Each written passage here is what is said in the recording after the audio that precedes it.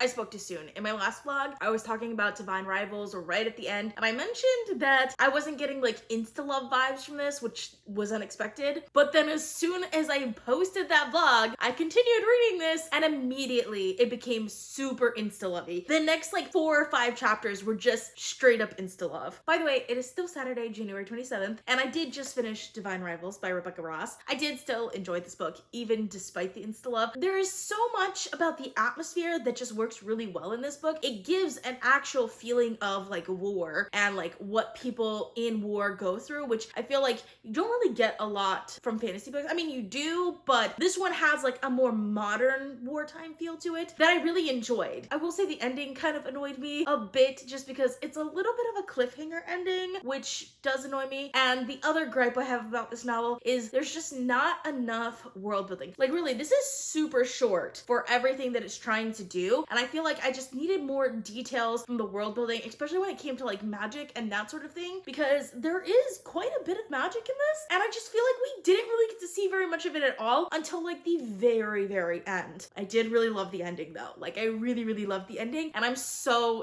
excited to read the next book in this series. So I'm probably gonna pick that up next. Even though I know I said I would pick up Tress the Emerald Sea back again, I think I'm gonna pick up Ruthless Vows and we'll get to Tress right after Ruthless Vows, because I am really, really loving this despite the gripes that I have about it. And the ending, of course, just makes you want to pick up the next book right away. As much as I would love to give this 5 stars, I had too many gripes. So instead, I'm giving it 4.5 stars, but I still really enjoyed this a lot more than I was expecting to. So it is Monday, January 29th, and I lied. I did decide to pick up Tress of the Emerald Sea again, mostly because it was going to be returned to my library in like 3 days, so I wanted to finish it, just in case it took me a while to finish Ruthless Vows. I did like it. I think I liked the ending a lot more than I liked like the beginning and the middle. It felt like it was going a little long for me, but I did really enjoy it. It is, like all Brandon Sanderson books, really heavy on the world building, which I do love, but I also just generally don't like his more humorous books. And I feel like this was trying to be, it's not that it didn't work for me, because it did, but I didn't find it funny and I didn't find it as entertaining as I wanted to. But I did really love the plot and I did really love the ending, which is what Brandon Sanderson is really good at. So I did really enjoy all of that, so I ended up giving it 4 stars. So it's Tuesday, January 30th, and I finished Ruthless Vows by Rebecca Ross. I really enjoyed this a lot more than I was expecting to. I do feel like the first one was a little too short, and then this one like picked up on things that I wanted to just followed up on in the first one. So I feel like this could have just been like one book instead of like a duology, and it would have just been really, really great that way. So I feel like I did lose something by it being 2 separate books, but overall I still ended up really enjoying the second book more than the first one too. The only thing that I have a little bit of a gripe about is Forest. Like the first book, I feel like there was so much about our main character like looking for her brother that I really was hoping that he would be like a bigger part of the second book, and then the second book just revolved more around her and Kit, which I mean, is fine, but I still wanted more out of that relationship. So for that, I'm gonna give it 4.75 stars. Overall, still a fantastic book. Okay, so it's Thursday, February 1st, and I have not been getting a lot of reading done this week. I just haven't had time to do as much reading, except for like when I'm in the car, I can listen to an audiobook or like just doing other stuff, because I've just been having twice as much work this week as I normally do, just like with work stuff. And then next week, actually tomorrow, I'm flying out for vacation for 2 weeks. So when you guys see this vlog, I'm actually not going to be in the country anymore. Come back, which is going to be on February 20th, which I'll have a really great vlog for you guys then. But like, I'm really sad because I didn't get to any of my ebooks. Like I started The Will of the Many. I only read like the first chapter and I'm so intrigued. Like I'm so excited for it, but like I literally just don't have the brain capacity to continue reading it right now. So like, I feel like I teased you guys last week with saying I'd be reading The Will of the Many this week. It's gonna be next week. I'll probably spend a lot of time on the plane reading it, and I'm really excited for that. But yeah, I haven't gotten very far into it. I also did start a new audiobook because I did finish Ruthless Vows. I've started Mislaid in Parts Half Known, mostly because I just don't have that much time, and that's a pretty short audiobook because it's another book in the Wayward Children series, and I literally just got it from my library. It's been on hold for a while, so I'm excited to read it, and I just feel like I needed something before the trip that I could listen to and enjoy, but like I wouldn't feel the need to try, for example, while I'm on this drive. But I probably wouldn't feel too much of a push to try and finish it before my flight tomorrow. I'm really enjoying it so far. I actually really enjoy the concept of this particular book in the Wayward Children series. It's a really interesting concept. I'm not loving the execution side of it. Like, the plot wise, it's fine, but like character wise, there are just some things about the characters that don't quite jive with me, like how they are behaving versus like their age, if that makes sense. I feel like it could have done it a different way, because these are still like children slash teenagers, and some of the concepts that they're talking about, they feel a little bit more mature, more on the adult side. Like, I mean, not like themes or anything like that. It's just a little bit more of mature thinking than I would expect from like kids, if that makes sense. So it is Friday, February 2nd. I'm actually gonna be hopping on a plane later today, so hopefully this video goes up before I have to hop on that plane. But since January is already over, I thought it would be a lot of fun to do some reading stats for January and do a quick ranking of all of the books that I read this month. So I'll do that part in a bit, but we'll start with the January stats. So in the month of January, I read 16 books, which is a lot, and that came up to 6,497 pages, or 406 pages per book. I kind of shoot for about 400 plus pages per book, so this came out to right where I would want it to be. Of these books, 3 of them were ranked between 3 and 3.5 stars, 8 were ranked between 4 and 4.5 stars, and 5 were ranked over 4.5 stars, so 4.75 or 5 stars. So overall, really happy with the books that I picked this month. Now we're gonna hop over to my shelf and I will talk about my ranking for all of these books this month. So how I ranked my books this month,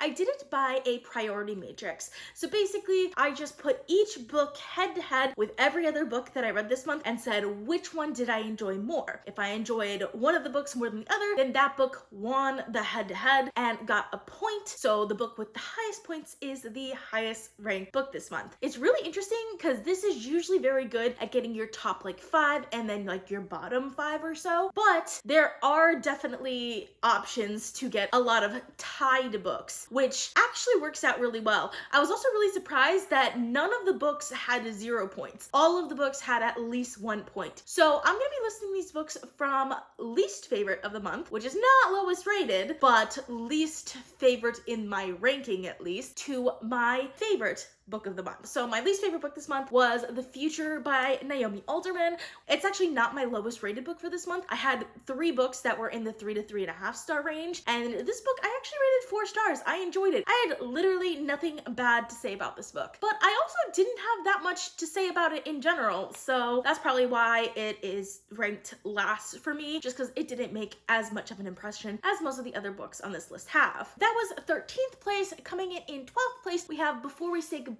by Toshikazu Kawaguchi. So this one is a shorter book in a series that I really loved, and while I did love most of the book, there was one part of it I just didn't really like that much, so it came in 12th. And in 11th place, we have our first tie, and that is Defend the Dawn by Bridget Kemmerer, which is the 3rd book in the Defy the Night trilogy, and System Collapse by Martha Wells. Both of these books are in larger series that I absolutely love, but I didn't love this one in particular. In 10th place, we have Saga Volume 11 by Brian K. Vaughan and Fiona Staples. This one I did absolutely love, but I just feel like it's such a small one issue that I read this month versus like a larger series. While I love the series overall and I did enjoy this issue, this one little issue just doesn't compare to some of the larger books and series that I read this month. In 9th place, we have Tress of the Emerald Sea by Brandon Sanderson. This one actually came in higher than I was expecting. I almost kind of expected this one to come in almost last, but I do end up still liking his books quite a lot, even if it's not one of my favorite of Sanderson's actual works. In 8th place, we have Juniper and Thorn by Ava Reed. This one also surprised me because this is actually one of my lower rated books this month. It's just the style that I really like. So despite the fact that I didn't think it was as good as some of the other books that I've read this month, I still enjoyed it a lot more than some of those other books. In 7th place, we have another tie. This one is a 3-way tie, and that is House of Sky and Breath by Sarah J. Maas, Before Your Memory Fades by Toshikazu Kawaguchi, and Destroy the Day by Bridget Kemmerer. These are all books in a larger series that I really enjoy, and I did really enjoy these, but they're not my favorite books in those series. In 6th place, we have Defy the Night by Bridget Kemmerer. This is a great start to a fun, adventurous YA romantasy style book, and I enjoyed it a lot. Now coming in my top 5 is dominated by 2 series in particular. If you've watched any of my other vlogs, you probably know what they are. But in 5th place, we have the Atlas Complex. In 4th place, we have the Atlas Paradox. That would be the 2nd and 3rd book in the Atlas 6 trilogy. Then in 3rd place, we have Divine Rivals by Rebecca Ross. In 2nd place, we have Ruthless Vows, also by Rebecca Ross. These are the 2 books in the Letters of Enchantment duology. And in 1st place, we have The Atlas by Olivia Blake. So this is an interesting setup because if we look at the series overall, I would actually say I prefer the Letters to Enchantment series by Rebecca Ross. It's just more my style, and it's just the kind of things that I like. It's like a romantasy series, historical, like a wartime fantasy. It's just the type of books that I tend to lean towards. And I also really love exchanging letters. Like, that's a thing that I just like in books. It's a trope that I really enjoyed, and I just think they were really well executed. So overall, like, favorite series would probably be the Letters to Enchantment series this month, but the Atlas 6 won favorite book of the month. And I think for me, the reason that is because the Letters to Enchantment series, I think, could have been one really great standalone book, but each of those books individually, when I take them individually, they don't stand up to the Atlas 6 on its own. While the Atlas 6 is just a really great book on its own, while the overall series was still really good, I think the Atlas 6 just had a really strong start to the series that I ended up really loving. I loved both of these, and I will say I did really still love the Atlas 6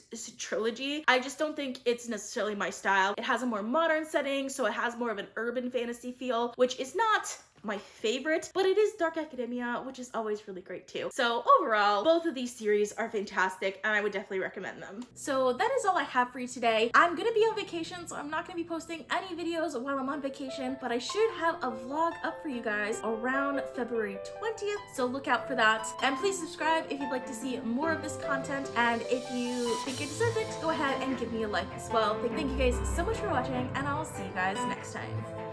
Bye.